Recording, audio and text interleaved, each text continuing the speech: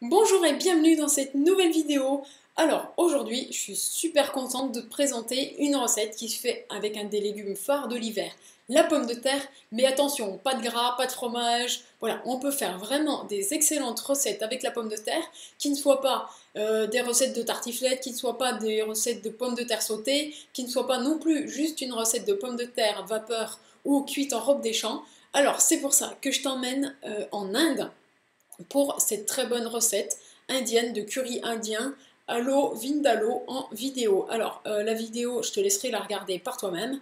On va parler un peu de cette recette. Donc, comme on voit ici, bon, l'écran il bug un peu, mais ouais. Comme on voit ici, donc l'ingrédient principal c'est les pommes de terre. On a des oignons, des poivrons. Pour tout te dire, les poivrons je les mets pas parce que c'est pas la saison. Ail, gingembre, curry, curcuma, un peu de sucre, cumin, coriandre, cardamome, clou de girofle. Alors franchement, toutes ces épices, je t'invite à les acheter et à les consommer et à les utiliser, pardon, parce que c'est ça qui va faire que ta recette sera waouh, super bonne. Poivre, piment, alors tomate pelée au jus. Je sais que, ok, je sais on est en hiver et les tomates c'est pas un légume de saison, mais à la fin de l'été, ce que je fais c'est que j'achète des tomates puisque elles sont quasiment, enfin elles sont plus chères parce que justement c'est la fin de l'été.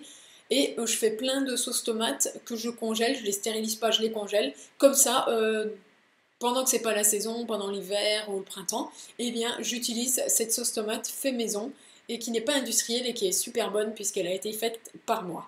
Alors l'eau, l'huile, voilà. Donc la recette, hein, elle est super simple. Je te laisserai la lire. En plus, il y a la vidéo. Mais voilà, surtout n'oublie pas, ne fais pas l'impasse sur tout ce qui est ici, les épices, puisque c'est ça qui donne vraiment le goût à ta recette.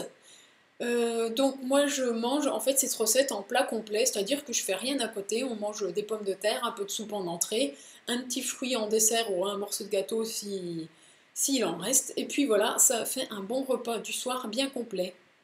Donc voilà, c'est terminé pour cette vidéo, j'espère qu'elle t'a plu pour cette idée repas du jour. Si c'est le cas, n'hésite pas à mettre un pouce bleu énorme et gourmand. Et par cette recette, je t'invite justement à utiliser les épices, à sortir de justement notre cuisine française qui est de pommes de terre, tartiflette, fondue, voilà, des trucs bien gras. Ici, c'est différent, c'est super bon, c'est peu calorique, donc vas-y, fonce, je te recommande cette recette. Je te remercie d'avoir regardé cette vidéo et je te dis à demain pour une nouvelle recette. Bye bye!